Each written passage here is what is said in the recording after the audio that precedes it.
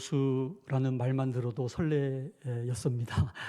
백운호수는 저희 병원에서 늘 좋은 날 회식하러 오는 곳이고, 또 공휴일 날 저희 가족들 데리고 놀러 오는 참 너무나 푸근한 곳인데, 그 좋은 호수 이름에 교회자가 붙으니까 또 얼마나 좋습니까? 백운호수 교회 간다고 하니까 제가 마음이 오늘 아침부터 설레었습니다. 이 교회 여러분들 이렇게 다니시는 것이 얼마나 부러운지 모릅니다. 우리 또 박영수 목사님 저희 병원에 오셔서 또 말씀도 전해주시고, 목사님들 보시면 말씀을 잘 전해주셔도 가까이 다가가기가 좀 쉽지 않은 분도 계시는데, 우리 목사님 정말 너무나 친근감 있게 다가갈 수 있는 목사님 또 이렇게 목회하시니까 얼마나 여러분들이 복된 줄 모르겠습니다. 한 5년 전에 저희 집사람하고 여기 이제 좀 집을 구해보러 여기 동네로 왔었는데, 저희가 1순위가 안 되더라고요. 그래서 여기 입주를 못했습니다만은 언젠가 호시탐탐 기회를 엿보고 있습니다. 정말 우리 대한민국 국민이 가장 살고 싶어하는 그런 아름다운 곳에 또 여러분들께서 아름다운 교회를 이렇게 섬기시는 모습이 너무나 보기 좋고 참 감사한 마음입니다. 오늘 제가 준비한 슬라이드를 보면서 말씀을 전해드리도록 하겠습니다. 제목은 이제 아버지의 꿈, 나의 꿈인데요. 슬라이드, 네. 저에 대한 이제 소개를 간략하게 드리면은 이제 내과 의사고요. 내과 중에서는 신장내과, 이제 콩팥을 전공했습니다. 그래서 소변을 못 보는 이제 만성 신부전 환자들 한 200여 환자들 혈액 투석하는 일들을 담당하고 있고요. 뭐 우리 기독 의료계의 여러 가지 일들도 했습니다만, 대통령 직속의 이제 국가생명윤리위원장이라는 직함을 또 맡았더랬습니다. 다음 슬라이드가 네, 아마 생소하신 분들도 있을 텐데요. 대통령 직속 위원회가 여러 개가 있는데 그 중에 아마 저출산위원회는 여러분들 들어보셨을 텐데, 대통령이 때로는 위원장인 위원회가 있고 또 대통령이 아닌 사람을 위원장으로 이제 임명하는 위원회가 있는데, 저는 이제 박근혜 대통령으로부터 임명을 받고 더 많은 기간은 이제 문재인 대통령 소속으로 위원회 활동을 했더랬습니다. 오른쪽 사진은 작년 3월 말이었는데 청와대에서 연락이 와서 이제 청와대가 없어진다고 하니 영빈관에서 마지막 식사를 하자고 문 대통령께서 재임 기간 함께했던 장관들하고 장관급 위원장들을 불러서 앞줄에 보면 아마 여러분들 아시는 이낙연, 정세균 국무총리가 있고 제가 둘째 줄에 있습니다만은 그런 역할들을 해드렸습니다. 다음 슬라이드 주시면은 뭐 여러 가지 중요한 일들을 합니다. 장관 6명이 위원으로 들어와 있고 또 민간인 14명이 합쳐 20명이 우리나라의 생명의 존엄성을 이제 마지막까지 다루는 그런 위원회인데, 아마 여러분들 아시는 연명의료 결정법이라고 사전 연명으로 의향서를 쓰면은 임종의 순간에 심폐소생술이나 뭐 인공호흡기를 하지 않고 이렇게 존엄하게 죽을 수 있게 하는 그런 법안도 저희가 이제 권고안을 만들어서 국회를 통과를 했었고요. 다음 주시면 그 세월호 이후에 우리나라의 그 생명 경시 풍조가 워낙 심해서 생명의 존엄성에 대한 선언을 해야 되겠다고 해서 생명 존중 선언문을 발표를 했었는데요. 우리 모든 국민들이 함께 사용해야 될 선언문이니까 기독교적인 용어를 사용할 수는 없었지만 기독교적인 가치를 담아서 생명은 하나님의 선물이라고 하는 그런 가치를 담아서 만든 선언문이 되겠습니다. 근데 이제 이런 것들보다 다음 슬라이드 주시면은 저에 대한 소개를 할 때 다음 슬라이드요. 꼭 소개하고 싶으면 저희 아버님이세요. 저희 아버님은 목사님이셨는데 작은 개척교회 주로 목회를 하시다가 교회가 좀 커지면 또 다른 개척교회로 이렇게 목회지를 옮기셨는데, 늘 저희가 봤던 아버지의 모습은 기도하는 뒷모습이셨습니다. 그래서 요즘 이제 자녀 교육에 대한 얘기들을 많이 합니다만은 자녀들은 아버지가 말했던 그 말대로 살지 않죠. 자녀들은 아버지의 뒷모습을 보고 따라합니다. 그래서 그거를 교육하기 위해서는 이미지 각인 효과라고 합니다. 아버지, 어머니가 가지고 있는 어떤 이미지가 있어요. 아마 여러분들도 여러분들의 부모님 그러면 아버지 할 때 떠오르는 이미지가 있지 않습니까? 그 이미지를 따라서 자녀들이 닮아간다는 거죠. 아마 여러분들은 지금 여러분들의 자녀에게 여러분들도 모르게 이미지를 각인시키고 있는 겁니다. 저희 아버지는 이런 기도하는 모습 외에도 늘 같이 이렇게 버스를 타면은 앞줄부터 뒷줄까지 이렇게 전도지를 나누어 주면서 전도를 하세요. 얼마나 제가 창피한지 아버지의 아들이 아닌 것처럼 창밖을 쳐다보면서 딴 사람인 척했던 적이 한두 번이 아닙니다. 그 전도하는 아버지의 모습, 그리고 강단에서 말씀을 외치는 아버지의 모습, 이제 그런 이미지가 각인이 되어 있는 거죠. 다음 슬라이드 주시면 저희 어머니는 기도하는 어머니셔서 늘 다락방에서 잠잘 때 기도하셨는데 아침에 일어나 봐도 여전히 다락방에서 기도하고 계셔서 어머니는 잠도 안 주무시고 기도만 하시는 분이신가 보다 이런 생각을 했던 적이 있으세요. 그리고 저희 어머니가 늘 주일날만 되면요 소고기국을 끓이셨어요. 지금도 참 그 생각만 해도 그때는 소고기가 얼마나 귀했습니까? 평일에는 늘 김치하고 밥하고 먹다가 주일날 아침에는 소고기국, 그것도 뭐 이제 소가 그냥 스쳐 지나가서 뭐 고기는 별로 없습니다만은 아침마다 어머니가 그 무밖에 없는 국이었지만 그래도 소의 향기가 약간 나는 그 소고기국을 우리에게 끓여 주신 것은 아이들로 하여금 주일을 기다리게 하시려고 그렇게 어머니는 주일마다 소고기 무국을 끓여 주셨더랬습니다. 저희 그 7남매가 잘 자랐어요. 아들 6에 딸 하나인데 저는 이제 마지막으로 쌍둥이로 태어나서 제가 태어난 곳은 저희 아버지가 대구 동신교회, 지금은 대구에서 제일 큰 교회가 됐습니다만은 그때는 이제 개척교회였는데 아버지가 예배당 건축을 해야 되기 때문에 사택을 허무시고 예배당 마룻바닥 안에서 살았어요. 그래서 이렇게 커튼 치고 그 마룻바닥에 저희 9식구가 사는 거거든요. 성도들이 새벽 기도하러 오시면은 커튼 제치고 잠자는 저희들을 깨워서 어쩔 수 없이 예배를 드려야 되니까 새벽 기도 드리다가 성도들이 늦게 돌아가고 나면은 다시 커튼 치고 조금 더 잠을 잤던 어린 시절에 그 마룻바닥에서 제가 태어났는데 엄마 배가 안 꺼져서 이게 웬일이냐 그랬더니 5분 뒤에 제 쌍둥이 동생이 태어난 겁니다.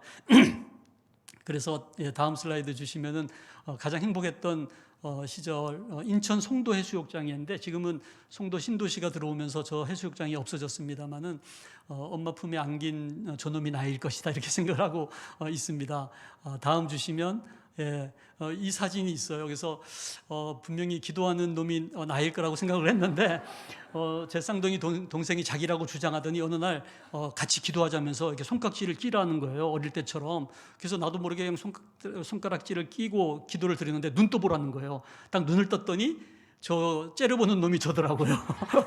이 손깍지가 달라요. 그래서 정말 떡잎을 보면 안다고 어릴 때 기도하던 제 쌍둥이 동생은 목사가 되어서 장로의 신학대학원의 교수로 대학원장으로 있다가 지난주에 정년퇴임을 했어요.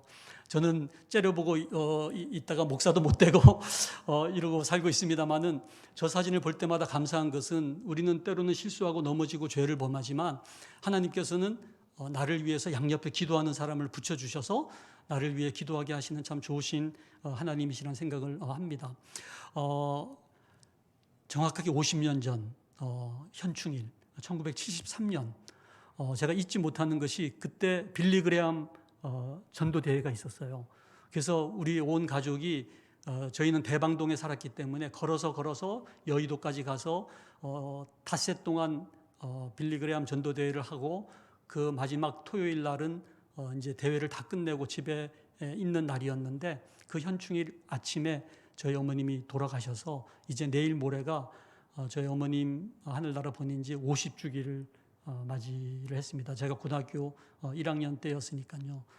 참 요즘 50년 전 생각을 하면은 정말 우리나라가 너무 발전을 한 거예요. 그 빌리 그레암 전도대회 때 정말 너무 전국에서 정말 걸어서 모여들었는데 얼마나 그때 가난했었는지 좀 지금 기억하면은 지난 50년 동안 하나님께서 우리에게 너무나 큰 복을 부어주셨다 생각을 합니다. 근데 그 고등학교 1학년 때 어머니가 돌아가시니까 그게 얼마나 저에게는 상처가 되겠습니까? 그래서 좀 방황하는 시간을 한 2년을 가졌더랬어요. 근데 이런 기도문이 있더라고요. 돌이킬 수 없는 것은 이를 받아들일 수 있는 아량을 주옵시고, 돌이킬 수 있는 것은 이를 고칠 수 있는 용기를 주옵시며, 이 둘을 구별할 수 있는 지혜를 주옵소서. 근데 어머니 돌아가신 거 어떡하겠어요? 그거는 받아들여야 되는데 그냥 그걸 가지고 막 힘들어하고 그랬던 참 사춘기가 있었더랬습니다. 그래서 요즘 저희 환자들에게도 그런 얘기를 합니다. 어차피 받아들일 거는 받아들이면 그 문제는 더 이상 문제가 되지 않잖아요. 그래서 여러분들이 가지고 있는 많은 문제 중에서는 아마 상당 부분은 그냥 받아들이면 되는데 그걸 그냥 끄집어 안고서 너무 우리가 평생을 힘들게 사는 것은 아닌가. 그래서 그거를 구별할 수 있는 지혜, 돌이킬 수 있는 것과 돌이킬 수 없는 것을 구별하는 지혜가 얼마나 소중한지 깨달았던 시간이었습니다. 그렇게 해서 제가 대학을 들어갔는데요. 원하던 의과대학을 들어갔는데 인생의 다음 슬라이드 주시면은 왜 인생의 여러 가지 변곡점이 있잖아요. 그 미국에 가 보시면은 그 로키 산맥이 있어요. 캐나다까지 쭉 이어지는 그 로키 산맥 정상에는 대륙 분수령이 있어요.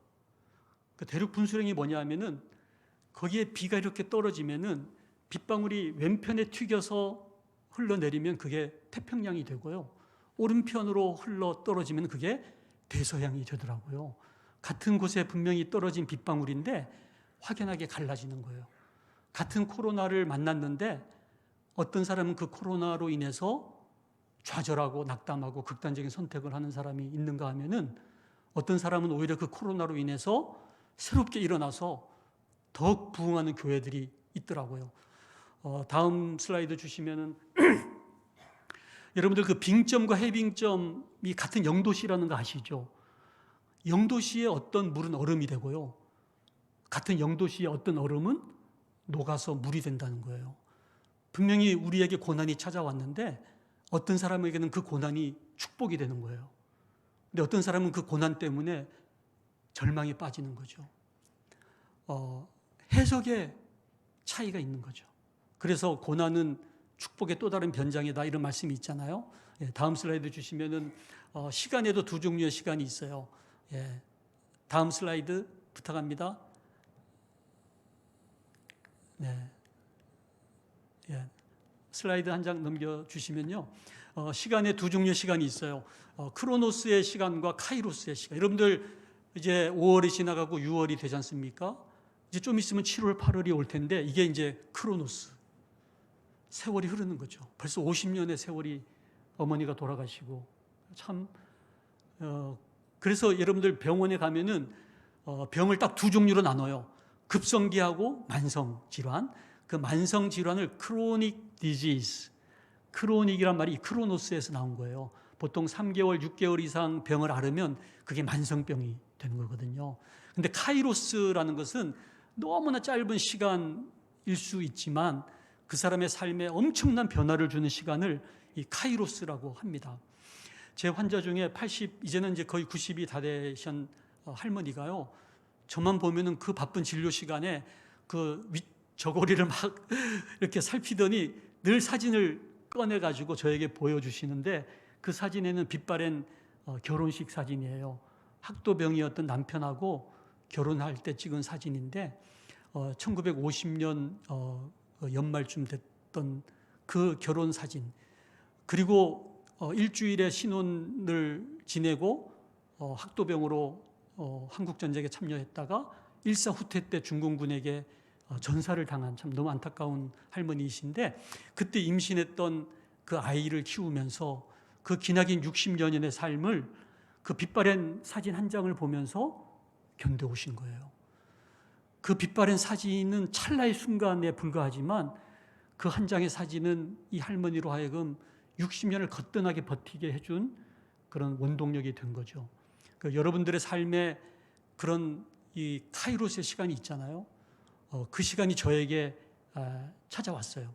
제가 의과대학을 들어가서 CCC도 있고 뭐 IVF도 있고 좋은 선교단체가 많았지만 그런데 가지 않고 호기심에 좀 노는 서클을 들어갔는데요. 이름은 봉사 서클인데 여름에 봉사하러 갈 때 1톤 타이탄 트럭에다가 막 사이키 조명, 나이트클럽에 막 사이키 조명을 다 싣고 가가지고 교실 2개를 터가지고 막 나이트 클럽으로 만들어서 밤새 술 마시면서 춤을 추는 그런 서클이었는데요. 그 서클에 제가 3년 동안 다니면서 마지막에는 회장도 하고 아주 핵심 리더로 그때 저의 별명이 브루스 박이라고요. 하여간 참 춤쟁이였던 그런 시절이 있었더랬습니다. 근데 저에게 피부병이 생겼어요.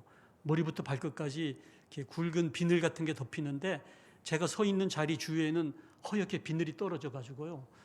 그래서 저희 형이 서울의대 레지던트였는데 서울대학병원도 못 고치고 저의 모교병원도 치료가 안 되더라고요. 아토피성이라고 하는데 1년 가까이 마스크 쓰고 모자 눌러 쓰고 학교를 집하고 왕복하며 다녔던 시절이 있었습니다. 이렇게 살다가 죽는구나 생각을 하면서 그 잘 나가던 서클도 못 나가고 겨우 집하고 교회하고 학교만 다니다가 교회에서 대학부 수련회를 가는데 목사 아들이니까 마지못해 이제 끌려가듯이 대학부 수련회를 가게 됐는데요.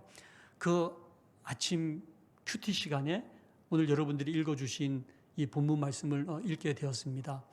여러분 너무나 잘 아시는 말씀이죠. 밤새 베드로가 고기를 잡으려고 했지만 한 마리도 잡지 못해서 이른 아침에 그물을 씻고 있었는데 그 베드로의 배에 예수님께서 오르셔서 말씀을 전하신 후에 이 베드로에게 깊은 데로 가서 그물을 던지라는 거예요.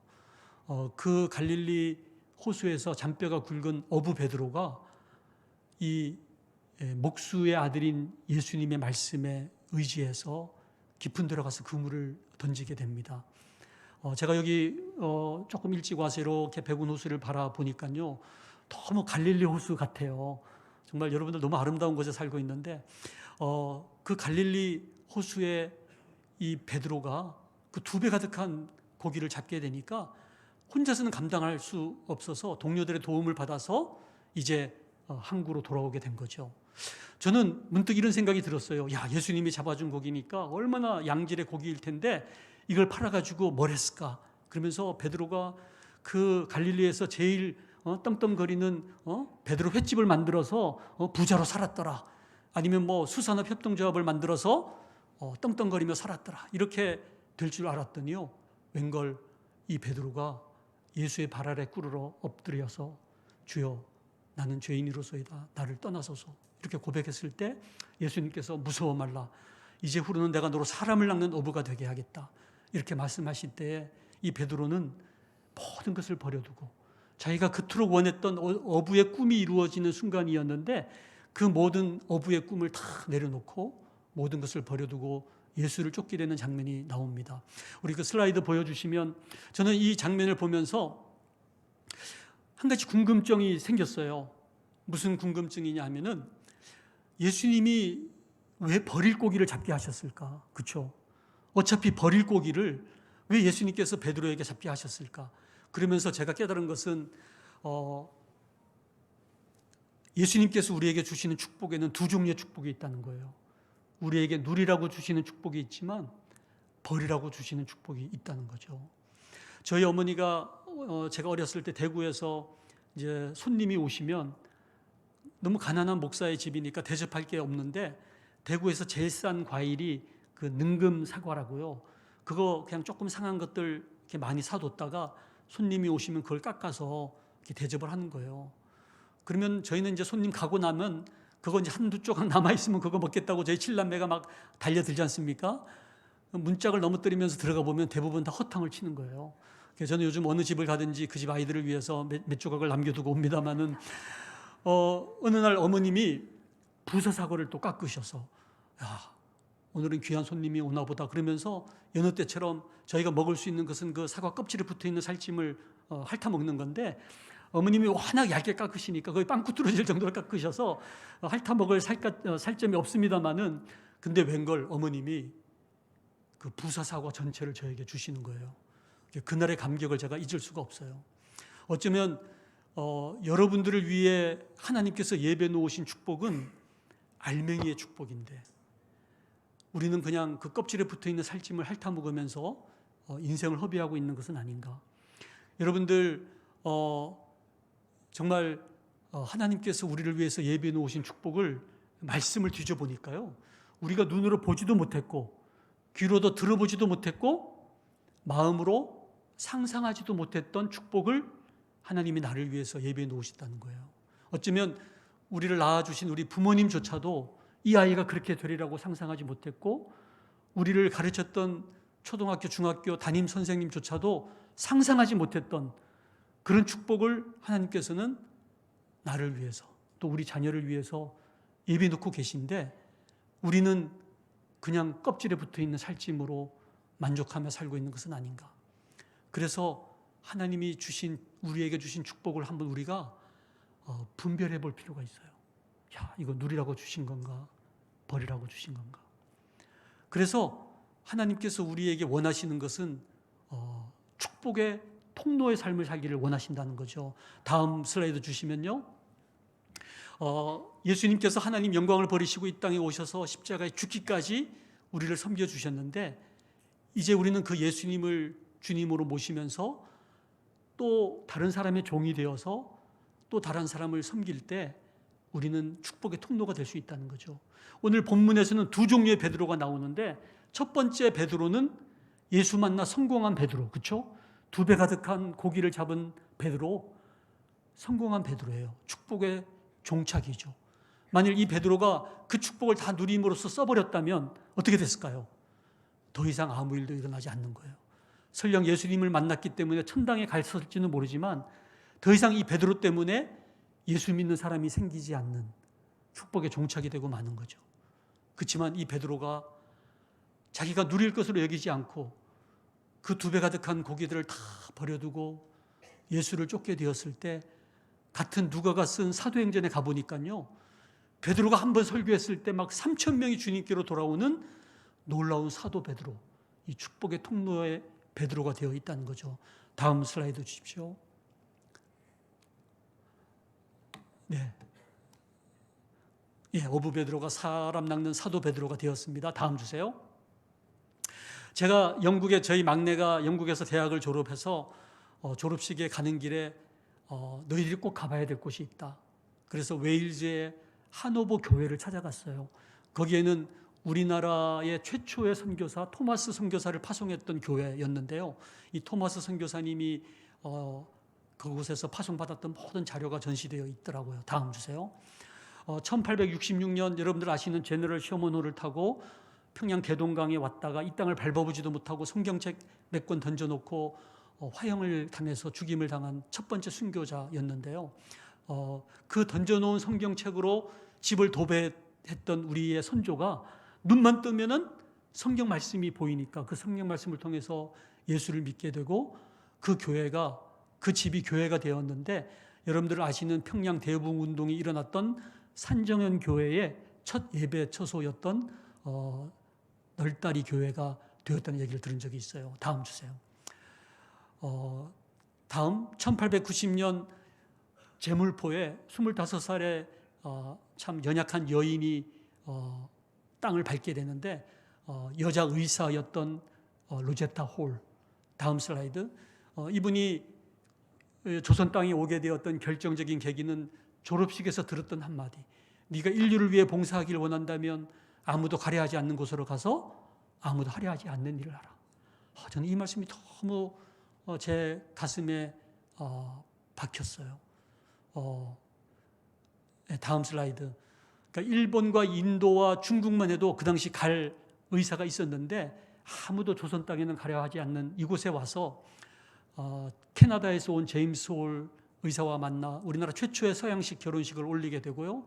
이 제임스 홀은 3년째 되는 해에 청일전쟁 포로들을 치료하다가 발진 티푸스에 걸려서 먼저 세상을 떠나고, 첫째 아이 셔우드 홀 남겨놓고 뱃속에 에디스가 있을 그 시절이었는데, 뒤늦게 유복자로 태어난 딸 에디스는 또 3살이 되었을 때 이질에 걸려서 엄마 품에서 41도를 찍으면서 숨을 거두게 됩니다.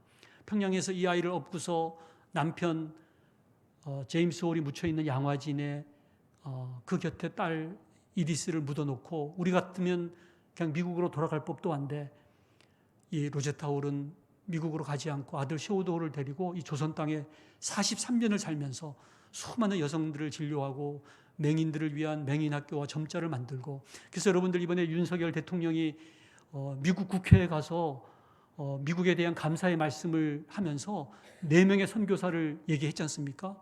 언더우드, 아펜셀러, 스크랜튼, 로제타 홀, 이 4명의 선교사를 보내준 미국에 감사한다면서 그로 인하여 한국의 여성들이 치료를 받게 되고 학교가 들어서게 되고 그리고 병원이 들어서게 된 그 감사의 말씀을 했습니다마는, 다음 슬라이드 주십시오.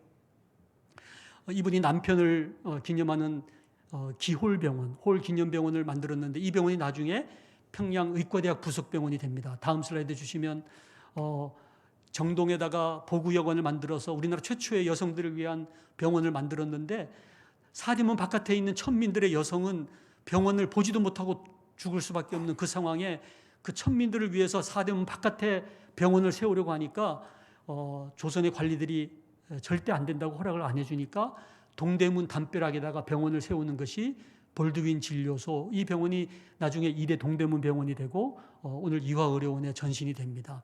다음 슬라이드. 바게스트를 미국에 데리고 가서 공부를 시킵니다만 그렇게 해서는 여자 의사를 키울 수 없었기에 경성의전과 세브란스 의전에 여학생을 받아달라고 간청을 하지만 다 거절을 당하고, 이화대학에 의예과를 세워달라고 간청하지만 가정대학을 세우고 의과대학을 만들어주지 않으니까 이 로제타 홀이 자기가 그러면 의과대학을 만들겠다고 해서 조선여자의학 강습소를 1928년도에 만들게 됐는데, 이 학교가 나중에 고려대학교 의과대학이 되어서 제가 졸업한 학교가 바로 이 로제타 홀 선교사가 세운 학교였습니다. 다음 주세요. 일기책에 다 기록이 돼 있고요. 다음. 그래서 여러분들 양화진에 가보면은 수많은 우리 선교사님들의 묘가 있는데, 거기에는 이름 모를 태어난 지 일주일밖에 안 되고 1년도 채 안 된 수많은 그 영아들의 묘가 있고요. 거기 보면 또 23살 루비 캔드릭이라는 묘에는 이런 말이 적혀 있어요. 나에게 1000개의 생명이 주어진다 하더라도 그 생명을 다 조선인에게 주겠노라. 그런 수많은 선교사들의 피에 의해서 우리에게 복음이 전해졌다는 거죠. 다음 주세요. 그래서 어느 날 우리 아버지가 대구 경북 지역에 선교했던 대구 동산병원을 세웠던 그 선교사님들에 의해서 복음을 듣게 되고 예수를 믿게 되고요. 풍각 제1교회에서 신앙생활을 하다가 신학을 하게 되고 목사가 되어서 부흥사가 되셨어요. 그래서 여러분들 우리나라는 이 부흥사들에 의해서 많이 교회가 시골 교회들이 많이 부흥을 했지 않습니까? 근데 아버님은 늘 부흥회를 인도하시고 마지막 금요일 밤에는 이제 콜링이라 그러죠. 예수님을 영접할 사람들 다 이렇게 세워서 이름을 빼곡하게 대학 노트에다 적어 오시는데, 아버지 돌아가시고 나서 대학 노트를 정리하다 보니까 아버지가 전도하신 결신시킨 사람이 10만 명을 전도했더라고요. 10만 명. 다음 주세요. 그래서 저희 자녀들은 아버지의 기도, 어머니의 그 헌신으로 저희들이 복을 누려서 뭐 서울대학을 들어갔다, 어디를 갔다, 교수가 됐다, 박사가 되었다, 뭐 집을 샀다 그러면서 아버지 산소에서 모일 때마다 하나님께 감사 기도를 드렸었는데요. 이제 내일 모레도 저희 어머니 이제 50주기에 저희가 산소를 가서 기도를 드리겠습니다만은 갑자기 이런 생각이 드는 거예요. 야, 아버지가 10만 명 전도해서 우리가 이렇게 복을 받았다면 우리들을 통해서는 몇 명이 전도가 되었을까? 갑자기 그게 너무 궁금해지더라고요. 그래서 맨 큰형님 목사부터 맨 막내 목사까지, 목사 아니면 장로들인데 전도한 사람들 다 한번 우리가 헤아려 보자고 다 모아봤더니 몇백 명이 안 되는 거예요. 야, 아버지가 10만 명 전도했으니 그 7남매가 복을 받았으면 70만 명을 전도했어야 되는 것이 아닌가? 거기까지는 안 되더라도 적어도 35만 명은 전도했어야 되는 거 아닌가? 그런 막 죄책감이 들면서 돌아가신 아버지 어머니한테 얼마나 부끄럽고 하나님께 송구하고, 그래서 저희가 아버지 홀을 따서 영파 선교회를 만들었어요. 영적인 파도. 그래서 다음 슬라이드 보시면은 저희가 이제 구정 때마다 인도에 단기 선교를 한 20년 이상 다니고 지금도 5가정을 파송을 하고 이런 이제 선교회를 만들어서 지금은 저희 둘째 형이 서울의대 교수를 정년퇴임하고 아프리카 의료 선교사로 나간 지 이제 만 5년이 되고요. 저희 누님하고 매형은 이제 이번 12월 달에 일본 선교사로 자비랑 선교사로 파송을 이제 받게 됩니다만은 다음 주세요. 그래서 제가 이제 저희 아버님의 삶을 10만 명 전도의 꿈이라는 책으로 국민일보사에서 발간을 하고 이 책이 일본어로 번역이 되어서 일본에도 보급이 되었습니다. 다음 주세요. 그래서 이 책 출간식에 오신 하객들 앞에서 이전처럼 살지 않겠습니다. 아버지의 꿈을 이어가겠습니다. 우리도 전도하며 살겠습니다. 선교하며 살겠습니다. 그렇게 고백을 해드렸습니다. 다음 주세요. 최근에 이제 아버님 산소에서 찍은 사진인데요. 맨 오른쪽이 제 쌍둥이 동생 목사이고요. 그리고 이제 누님이 금딸이라 그래서 늘 중앙에 서요. 그러면 이제 양쪽에 3명씩 남자들이 보디가드처럼 이렇게 섰는데 누님의 오른쪽이 맨큰형 목사님이고요. 누님의 왼쪽이 서울의대 교수로 정년퇴임한 아프리카 선교사인 형이고요.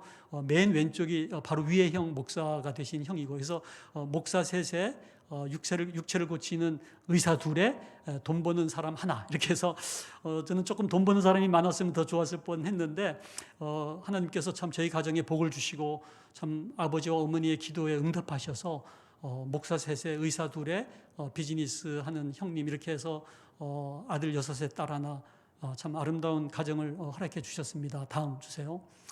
저는 어떻게 하는 것이 그러면 아버지의 꿈을 이어가는 것일까 생각하다가 우리 병원을 선교병원으로 만들자, 기독병원으로 만들자. 지금 제가 23년 됐습니다만은 제가 처음 왔을 때는 그냥 안양병원이었는데 이 안양병원을 샘병원으로 바꾸면서 예수님의 배에서 솟아나는 그런 샘이 되게 해달라는 기도를 드리면서, 다음 슬라이드 주시면은 하나님 나라를 이 땅에 구현하는 병원이 되게 해달라는 그런 미션 선포식을 하게 되었습니다. 다음 주시고요.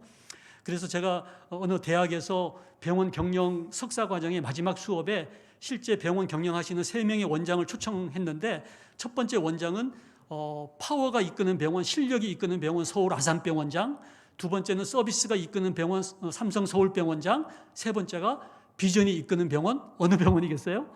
샘병원 박상은 원장. 제가 얼마나 참 감격스러운지 몰랐습니다. 실력과 서비스도 중요하지만 참 비전이 이끄는 병원이라는 것이 얼마나 감사한지 모릅니다. 저희 병원의 핵심 가치, 전인치유, 생명사랑, 의료선교. 제가 오늘 목사님하고 일찍 와서 말씀을 나누면서 참 정말 백운호수교회는 전인치유를 할 수 있는 교회구나. 그래서 제가 그런 제안을 했어요. 우리 여기 주민들과 함께 이 호수를 한 번씩 걷는 이 걷기 대회도 하면서 전인이 건강한 주민들이 되게 우리 교회와 우리 병원이 함께 힘을 잡아서 이 전인 건강 캠페인을 하면 얼마나 좋을까, 이런 생각을 해드렸습니다. 그리고 생명사랑, 의료 선교하는 병원. 다음 주세요. 다음 슬라이드. 네. 그래서 아침마다 기도하고 저희가 말씀 읽고, 다음 슬라이드요. 네. 조금 빠르게 진행하겠습니다. 예. 그래서 이 육체만 치료하는 병원이 아니라 마음도 치료하고 영혼도 치료하는 병원이 돼야 되겠다. 다음 주세요. 네. 저희 병원이 여러분들 아시는 것처럼 아프간 피랍 사태가 났을 때 맨 오른쪽 배영규 목사님 첫 번째 살해당하고, 맨 왼쪽에 심성민 형제 두 번째 살해당하고, 나머지 21명이 살아서 귀환했을 때 입원했던 병원이 바로 저희 안양 샘병원이었는데, 다음 슬라이드 주세요. 저희가 전인치유 병동이라고 육체만 치료하지 않고 몸과 마음과 영혼을 치료하는 병동으로 병동을 딱 만들었는데 그분들이 입원을 하게 됐습니다. 다음 주세요. 예, 그래서 저희가 기도하고 말씀 읽어드리고 노래 불러드리고, 다음 주세요. 네, 이분들 잘 회복이 되어서 퇴원을 했더니 외교부에서 그 다음에, 다음 슬라이드, 버스 폭탄 테러로 4명이 죽고 30명 부상당한 충청도 분들을 저희 병원에 데리고 왔어요. 다음. 뱃속을 봤더니 이렇게 막 쇠조각이 나오더라고요. 예, 다음 주세요. 이분들 저희가 전인적인 치료를 통해서 회복이 되어서 지금도 목사님하고 계속 매일 한 번씩 소통을 하고 있는데요. 다음 주세요. 그랬더니 또 세월호 유가족들 저희 병원에 입원을 했어요. 제가 주치의를 했던 세월호 유가족은 남편이 주방장이었는데 단원고 학생들이 돈가스를 좋아한다 그래서 100명분의 그 돈가스를 튀기는데 배가 기울어져서 그 풀풀 끓는 기름을 다 뒤집어 쓰고 화상을 입고서 그냥 그 비스듬한 바닥을 손톱으로 긁으면서 복도까지 가서 기절해서 쓰러졌는데, 그 다음에 그냥 파도에 휩쓸려서 주방에 처박혔다가 실종자 끝에서 3번째 발견됐어요. 그래서 그 딸 둘의 아들 하나가 있는데 다 회사를 그만두고 진도 팽목항에 내려가서 들어오는 시신마다 행여 아버지인가 싶어서 그 거죽더미를 덜시니까 형체를 알아볼 수 없는 시신 109 이상을 봤다는 거 아닙니까? 얼마나 참 그 마음이 힘들겠어요. 근데 종합검진 해보면 아무 이상이 없는 거예요. 여러분들 멀쩡하게 걸어다니는 사람 있죠? 이번에도 뭐 정유정인가 여러분들 그 멀쩡한 사람이 살인사건 하잖아요. 겉으로 봐서 몰라요.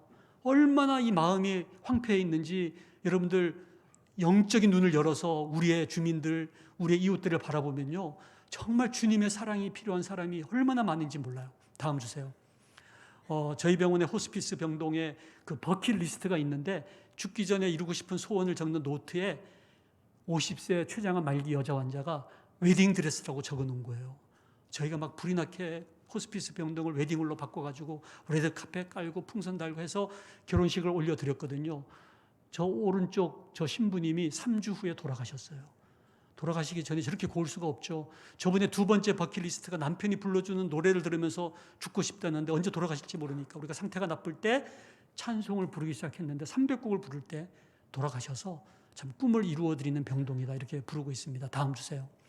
저희 병원이 아랍에미레이트에 여러분들 이슬람 나라인데 거기에 두 개의 선교 병원이 있어요. 하나는 아부다비 알아인의 오아시스라는 병원이 있고요. 나머지 하나가 후자이라의 머터너티 병원이라고 있는데 이 병원이 경영이 어려워서 문을 닫게 되었는데 이 병원을 저희가 인수해서 50년 된 병원을 향후 50년 동안 저희가 운영하기로 약속을 하고 지난 5년 동안 준비를 해서 선교사를 다 파송해서 이제 허가를 맡아서 이제 곧 개원을 앞두고 있습니다. 다음 주세요.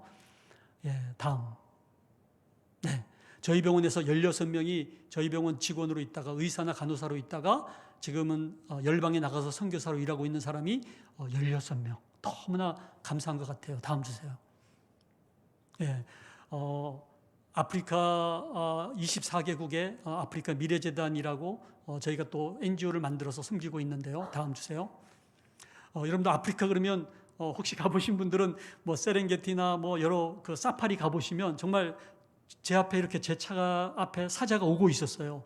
근데 옆에 얼룩말이 있으니까 야, 이 사자가 얼룩말 잡아먹는 거 이제 사진 찍어보겠다고 이러고 촬영하고 있는데 웬걸 그냥 사자가 그냥 쓱 지나가 버려서 얼마나 제가 속상한지 얼룩말한테는 미안하지만 그래서 제가 아프리카 친구한테 야, 저 사자가 어떻게 된 거냐 그랬더니요.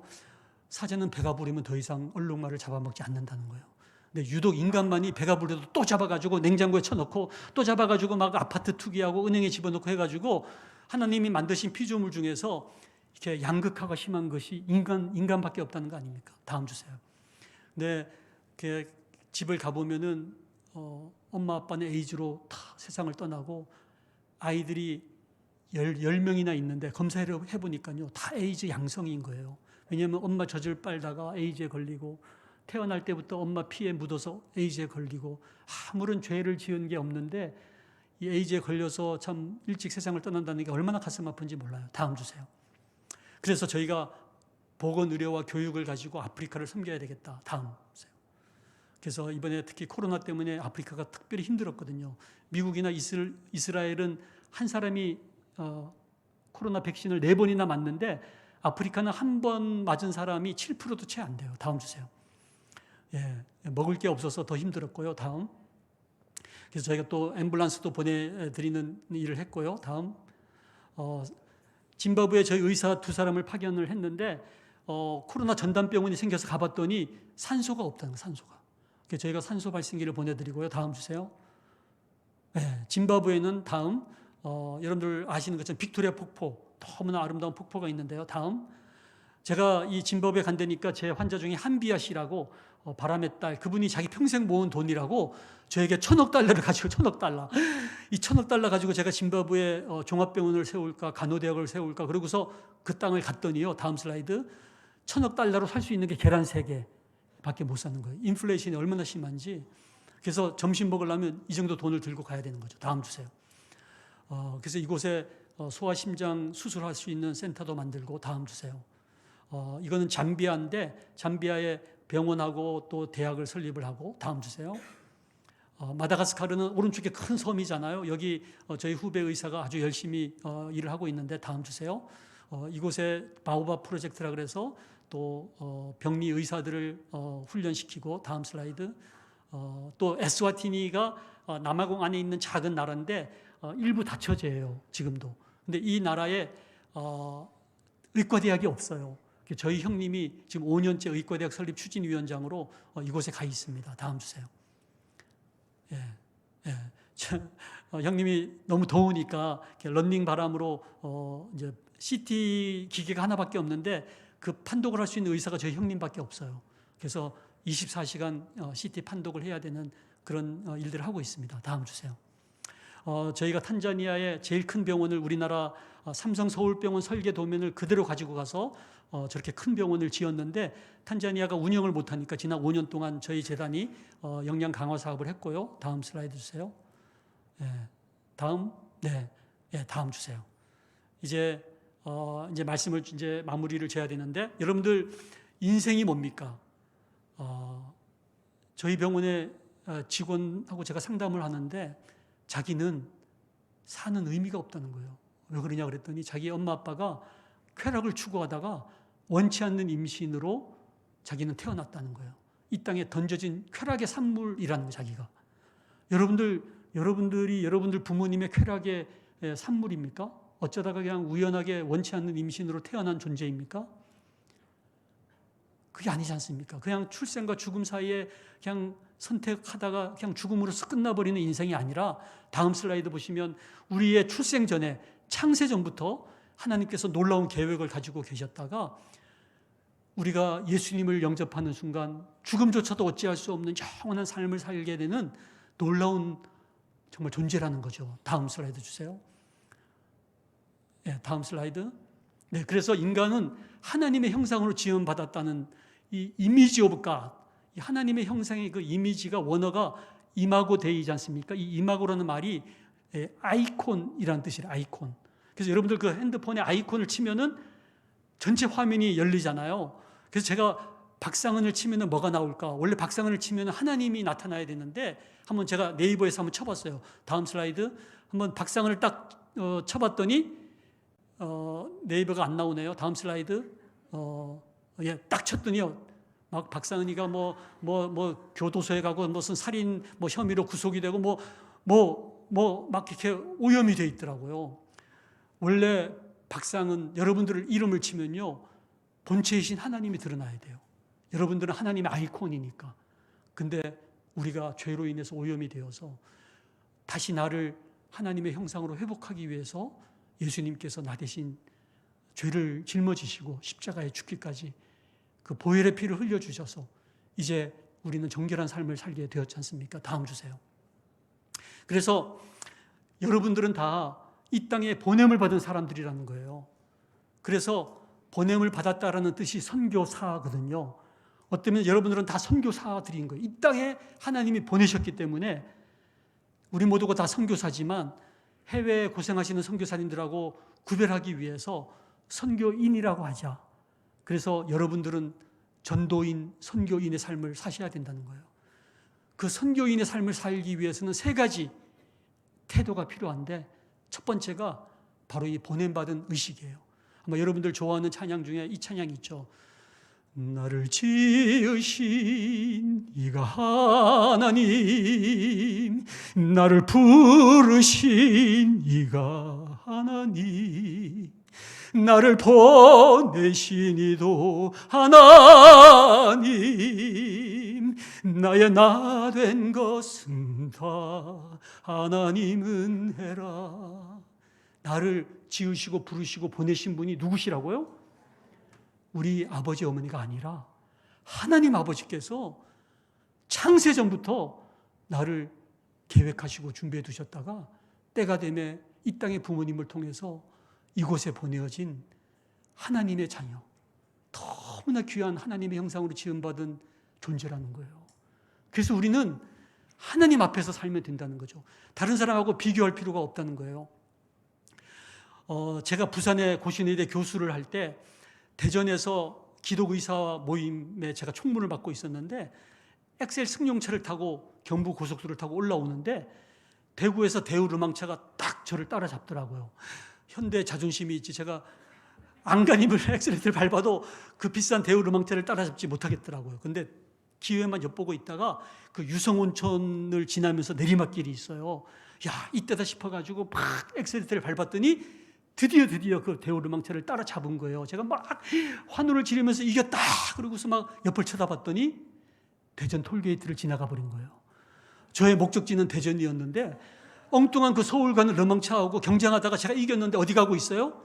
서울 가고 있는 거예요. 그래서 막 천안 가서 유턴해서 막 톨비도 더 내고 늦게 도착해서 회장한테 혼나고 막 제가 그때 결심했던 것이 목적지가 다른 사람하고 절대로 비교하지 말자. 여러분들 근데요, 엉뚱한 사람하고 비교하면서 살고 있는 거예요. 그래서 55평 아파트에 막 화장실 2개 딸린 집 그거 사보겠다고 막 경쟁하다가 드디어 당첨이 되고 막 돈을 다 지불하고 살다가 딱 죽는데 그냥 55평 아파트 살다가 그냥 죽은 거예요. 여러분들의 인생의 목적은 온데간데 사라지고 옆에 그 55평 아파트 살라고 막 청약 경쟁하던 그 사람하고 경쟁하다가 이겼는데 뭐 하고 있어요? 아파트 하나 사놓고 그냥 죽는 거예요. 여러분들이 그 아파트 사기 위해서 이 땅에 보내심을 받았나요? 절대로 비교하지 말라는 거예요. 하나님이 나를 위해서 이 땅에 보내신 그 보내심을 따라서 비교하지 말고 하나님 앞에서 살아가라는 거예요. 마지막 3번째는 뭐냐면요, 우선순위의 삶을 살라는 거예요. 제가 인턴 때, 저는 이제 대학은 서울에서 나왔습니다만은 장기려 박사님 밑에서 배우겠다고 제가 부산에 내려와서 인턴을 하는데요. 제 동료 인턴이 실수했던 일이 있었어요. 너무 가슴 아픈 일인데, 교통사고로 이 대퇴부가 골절이 됐어요. 뼈가 탁 날카롭게 골절이 되니까 지나가는 동맥을 탁 쳐가지고요. 정말 저도 깜짝 놀랐어요. 응급실 천장이 다 피범벅이가 된 거예요. 분수처럼 피가 솟아가지고 이 동맥의 압력이 그렇게 센 줄 몰랐어요. 이 인턴이 그 탄력 붕대로 동맥을 짜매고 어긋난 뼈를 탁 갖다 대서 부목을 대고 정형외과 레지던트를 부르니까 탁 와보니까 너무 치료를 잘해놓은 거야. 그래서 인턴을 칭찬하려고 딱 봤는데 조금 이상의 느낌이, 보니까 숨을 안 쉬는 거예요. 숨을.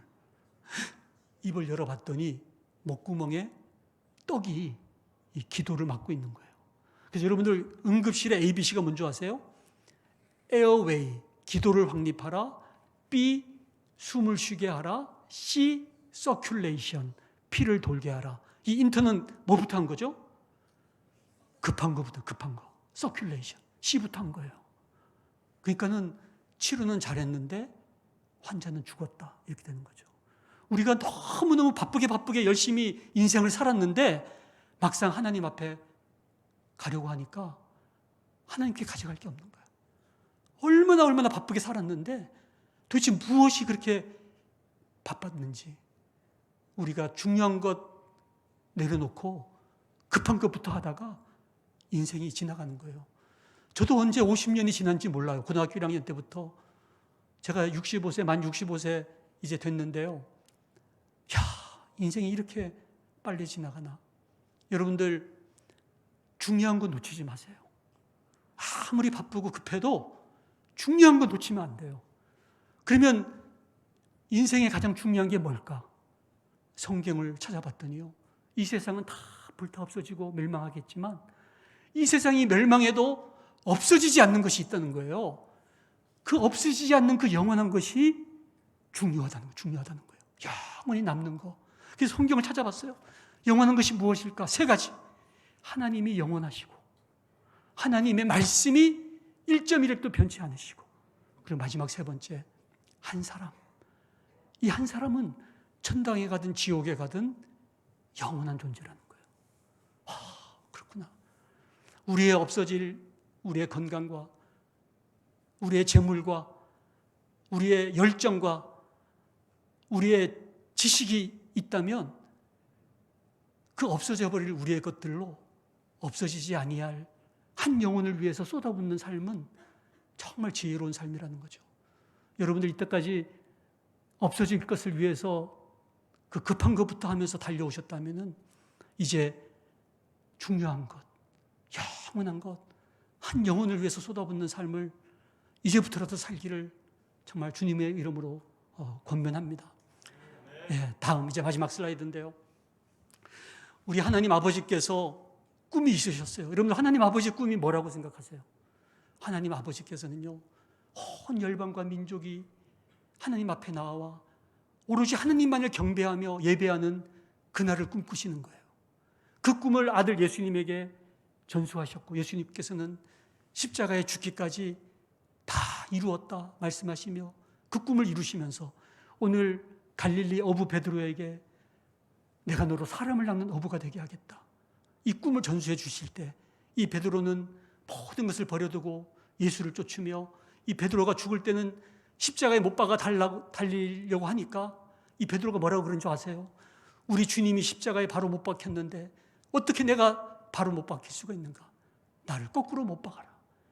그 거꾸로 십자가에 죽기까지 그 꿈을 이루시며 수많은 사람들에게 복음을 전하다가 그들이 사도가 되어서, 그 사도들은 이 땅에 선교사로 오시는 분들에게, 이 땅의 선교사는 우리 선조들에게, 우리 선조는 우리 아버지에게 복음을 전하고 우리 아버지는 저에게 복음을 전해주셨는데, 만일 나에게 이 복음이 와서 종착이 되고 만다면, 나는 이 복음으로 인해서 천당 갈지 모르지만 나로 인해서 더 이상 아무 일도 일어나지 않는 축복의 종착이 되고 만다면, 나에게 복음을 전하기 위해서 그 수많은 피를 흘리신 우리의 선조들과 사도들과 선교사들을, 무엇보다 우리 예수님께서 얼마나 하나님 앞에서 너무나 안타까워하실까. 우리 부모님을 곧 만나게 될 텐데, 여러분들 먼저 가신 우리 신앙의 선배님들, 이 땅에 복음을 전해주신 우리 선교사들, 우리 주님 만날 때에 부끄럽지 않도록 나로 인해서 우리 자녀들이, 우리 이웃들이, 이 백운호수 이 모든 주민들이, 또 의왕 시민들이, 또는 열방까지 나아가서 복음을 전하는 이 귀한 축복의 통로로 여러분들이 사용되어야 되지 않겠습니까? 그래서 이 꿈은 자자손손 은혜 가문 이루면서 주님 오시는 그날까지 우리의 자자손손 통해서 이 꿈이 이루어지는 그런 아버지의 꿈이 되기를 바라겠습니다. 기도하겠습니다. 사랑의 하나님, 감사합니다. 저희가 무엇이 간데 이 놀라운 꿈을 저희들에게 허락하십니까? 천사들도 사모했던 한 영혼을 구원하는 이 놀라운 사역에 저희들을 불러주시니 감사합니다. 이제 이전처럼 살지 않겠습니다. 아버지의 꿈을 내 꿈으로 간직하며 그 꿈을 이루며 살겠습니다. 우리 아버지 하나님의 꿈, 우리 육신의 신앙의 아버지의 꿈, 이 꿈 우리가 이어가겠습니다. 우리 백운호수교회 우리 선배님들이 걸어가신 그 꿈을 이어서 걸어가겠습니다. 이 시간 다짐하는 저희 모두가 되게 하여 주옵소서. 주님, 그냥 이 땅에 던져진 쾌락의 산물이 아니라 하나님께서 창세전부터 계획하신 하나님의 형상으로 지음받은 놀라운 존재에 이겼사오니 주님, 우리 한 사람 한 사람을 주님 마음껏 사용하여 주시옵소서. 주님께 우리 모든 삶을 위탁드리오며 우리를 사랑하시되 죽기까지 사랑하시며 끝까지 사랑하시는 우리 주님 예수님 이름으로 기도했습니다. 아멘.